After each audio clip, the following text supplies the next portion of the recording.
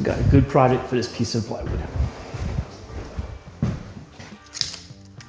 So this piece of ply is roughly 7 3/4 inch wide, which is perfect for this project.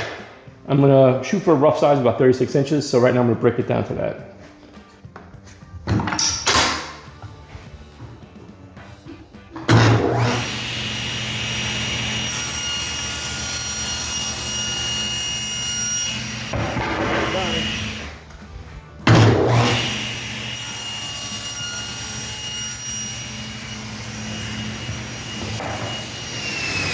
Now one of the boards I'm going to cut 2 strips 2.5 inches wide out of.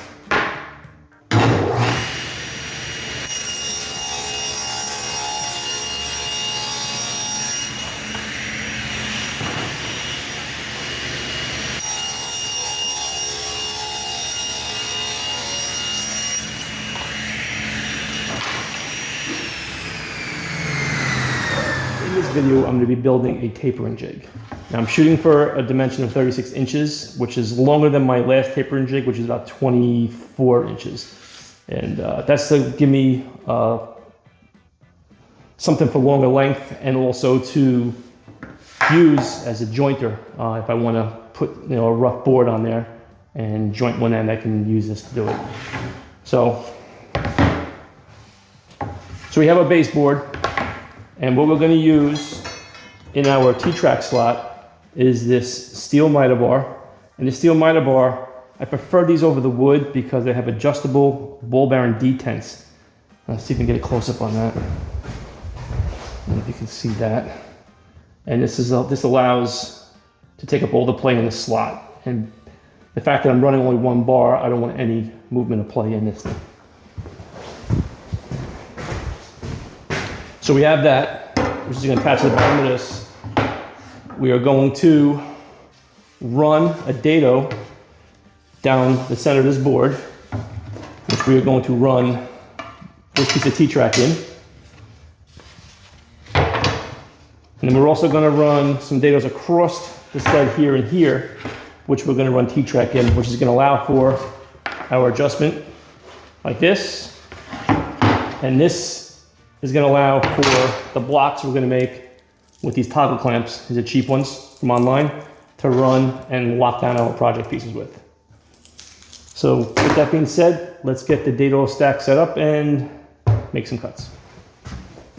Forgot to mention that we are putting the T-track in the top here, but I have to put a through hole through this entire board, starting from here, probably about 1 inch in to the other end, another inch. Now I have this bit here. I'll get a close in on it so you can see it, but it's basically a straight bit with a step down and an angle out to cut the groove for the screw to slide in. So this is the bit. Now it's probably not going to be wide enough, so I'm probably going to have to run it through and move the fence a little bit and run it through again.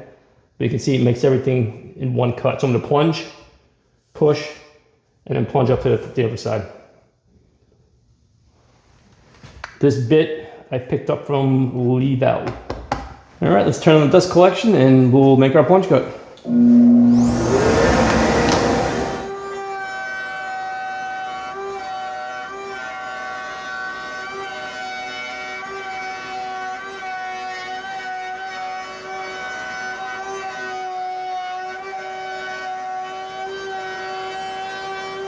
Now I'm going to run the cross grooves across the sled portion of the jig.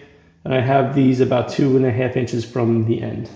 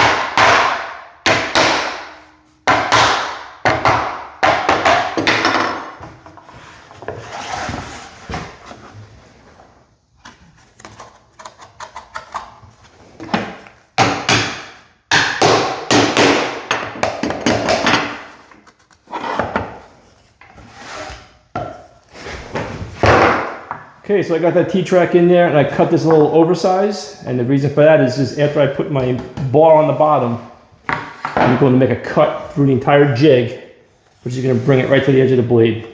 So we'll just get cut off anyway. So we ran our screws through. We have them all attached but loose, so now we're going to tighten them all down. Nice and snug.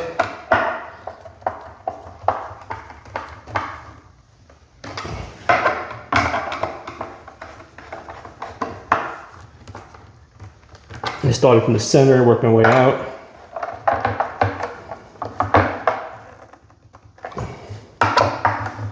One more time.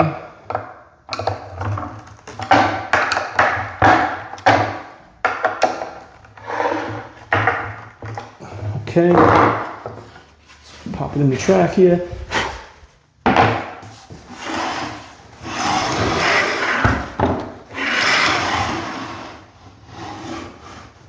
All right, so we still have to cut our edge off to make it clean. So we're going to do that, and then I'm probably going to add some sandpaper, some stick down sandpaper here to help hold our piece. And yeah, once the glue dries, or I should say the epoxy dries on the other piece, then we'll put it together and we'll see how it works. After that, we'll put some finish on it. This way it lasts. This is why I like these metal tracks, because I set the ball bearings to my track with detents, and there's no side to side or wiggle at all. But yeah, it still slides nice. And of course, once there's some finish and some wax on the bottom, it'll go even better. All right, so let's come back once the epoxy dries. Before we go any further, two things I got to point out. One, on the base itself, I installed a 24-inch adjustable bar, but because of the length of this, it wasn't long enough. So I added this piece of wood, the strip here. Because of the length wasn't long enough, when I put it in here in the beginning, it was very wobbly. So now, with that extra piece of wood, everything's nice and smooth. And there's no movement in the beginning of the travel of the sled. And I already have ran it through and squared this edge to the miter slot. So the other thing I wanted to point out was this piece. When I routed this on the router table, I showed you a special bit, which allows you to route out the bottom side and put a T-nut, or T-bolt I should say, through here and slide it back and forth. I didn't have to do that. I was putting T-track in, that's what I'm going to be using, so I could have just only used a straight bit to cut this, which is what I should have done. Just two things I wanted to point out. Okay, let's get back to it. The fence does need a stop, and we took this piece of walnut here, and we're going to make this stop adjustable, so we can adjust in and out depending on the size of the workpiece and the taper. Now, the router bit I showed you that I didn't need to do this, we're going to need for this. And here it is, that's what it looks like. And what this allows is for screws to be placed through, be below the surface, but we can tighten them up and then we can still adjust. And we're going to use 2 screws for this piece. So let's get that put in.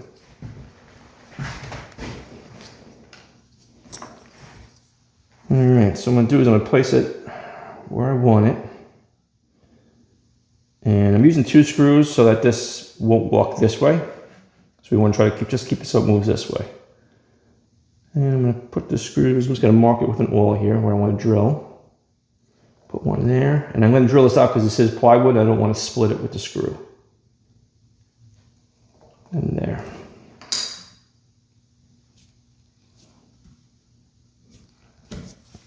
And drill holes.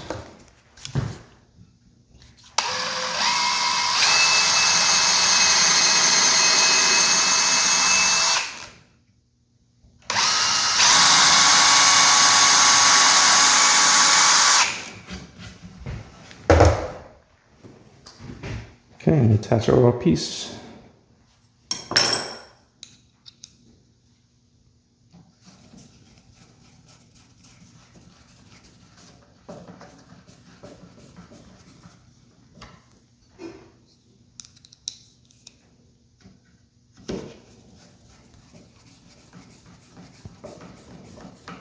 We'll shoot for about roughly a ½ inch for our average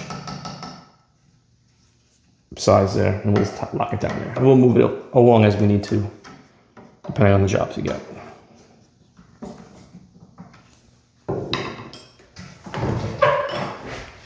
So there you go. All right, let's start assembling this jig. I've cut 4 pieces of 80 grit stick down sandpaper, and we're gonna put 4 pieces on. It's gonna go over the sides, and we'll come back and we'll trim it flush later. So approximately this. This is gonna help keep the workpiece in place, keep anything from moving while we're doing the cuts. So let's get stuck down.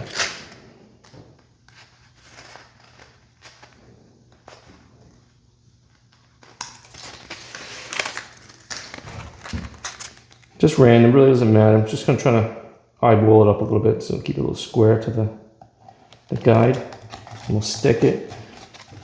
And I'm doing this before I put the finish on it because I don't know if this will stick good to finish. I'm not sure, but I know it's gonna stick good to the raw veneer on this plywood.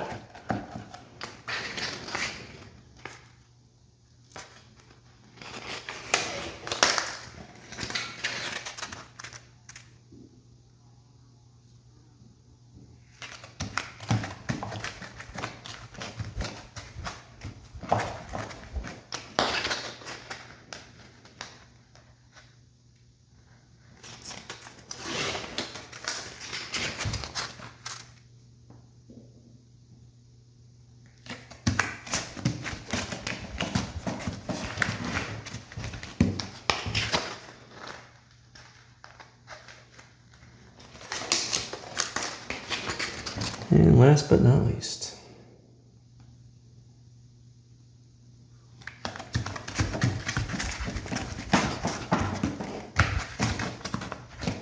all right, so I'll get this trimmed up, we'll come back and I'll show you the hardwood we're going to use.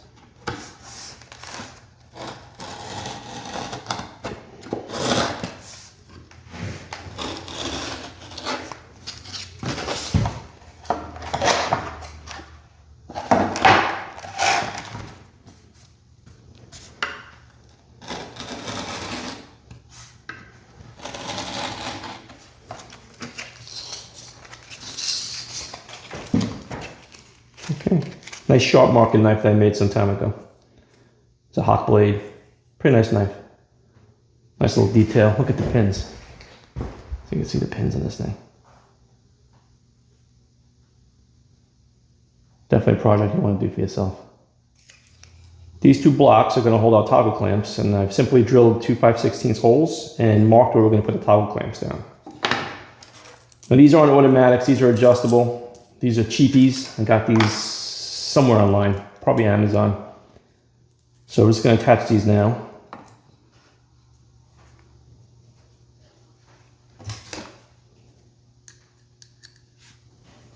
Just simply screw them down.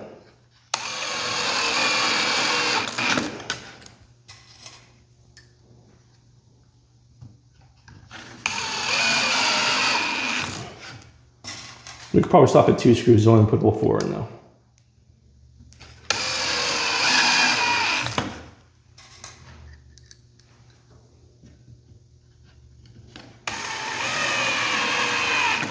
Okay. Again, these are the cheapies, so they're not automatic, so you have to actually adjust whatever thickness your stock's going to be to lock it. The toggle clamps are now ready to go. This is the hardware I'm going to use. This is a kit you can source on Amazon. I believe I got it from. It's a 129-piece jig hardware kit. It has 4 different types of knobs. It's got T-bolts, different sizes, 3 different sizes, and then it's got T-nuts and threaded inserts. So I don't remember what I paid for it. It wasn't that expensive. So first thing we're going to do is a couple T-nuts in the 2 ends. We're going to put our fence on. And we'll probably use a bigger knob for the fence. Right, before we put the knob on, we're going to slide in our hardware for our stops.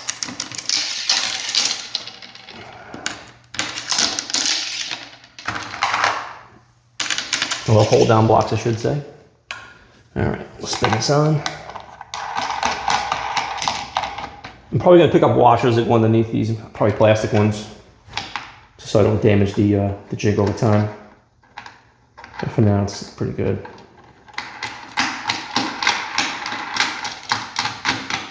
Okay, we'll put our hold down blocks on. 1, 2. And just different size knob for these smaller, so they don't interfere with the toggle clamp.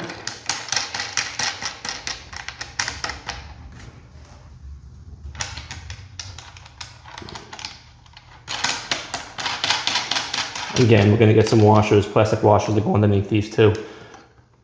This plywood's fairly soft, so we don't have to make it last. We'll do what we can to protect it.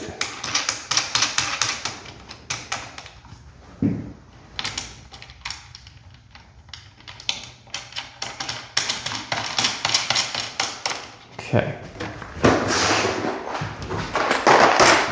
All right, so we have our jig now. Everything slides nice on the table. Now our fence is fully adjustable, so you mark your workpiece and you move it to wherever you need it to be. And then lock it down.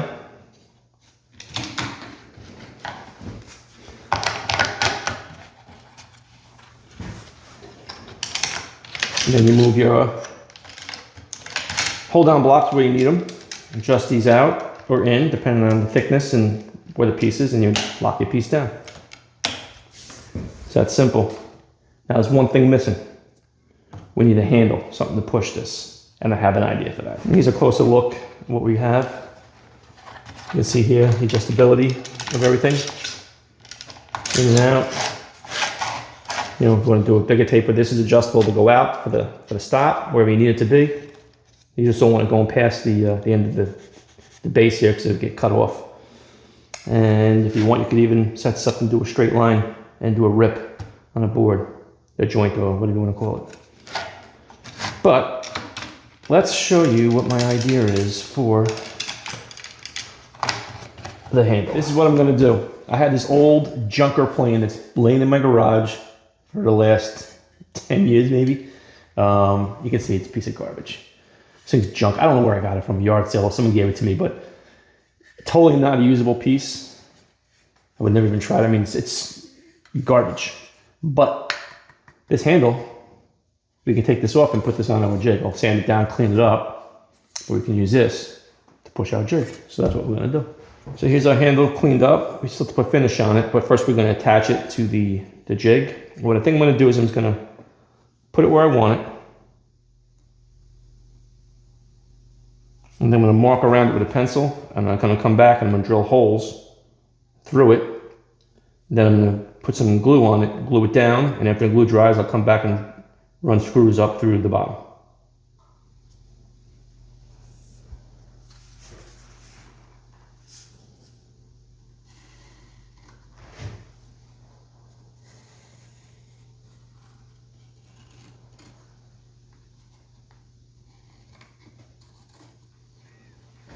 So we drilled our holes, we kind of sunk them from underneath. We're going to run the screws up. For right now, we're going to put some glue, and we're going to glue it down, let it dry, and then we'll come back and add the screws. So put a little star bond, spray this down a little bit here, and then we'll make our placement.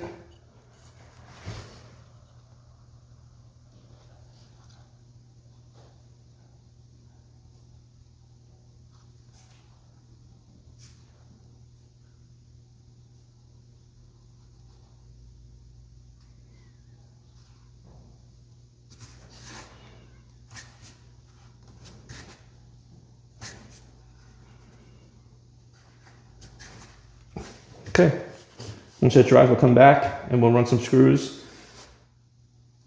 Now we will run our screws into the handle.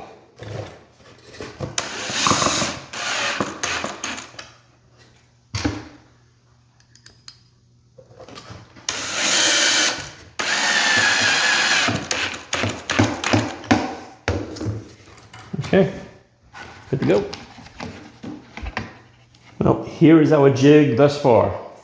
It is looking fantastic. This thing is going to be awesome. Everything works good. What thing we have to do now is put some finish on it, let that dry, get a little wax on the bottom, and then cut our first board, cut our first taper. So let's get that done. Well, there she is. I think it turned out great. Nice and smooth. Like I said, we put some finish on it. We put some wax on the bottom. And now this thing is just going through the table saw like it's nobody's business. We got that handle off that old plane that was going to go in the garbage anyway, so it all worked out.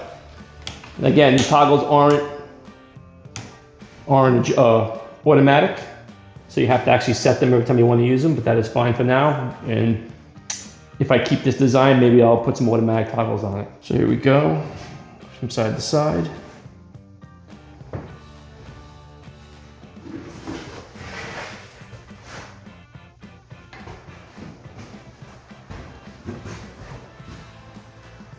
There's our old plane handle. I think if I change anything on this, it's gonna be, I will take out this groove and only do it in the very ends to adjust the jig, and not in this section, so that when I toggle down, there's a little bit of flex in here. Not enough to cause a problem, but I might switch out that piece and do just that. All right, let's make some cuts.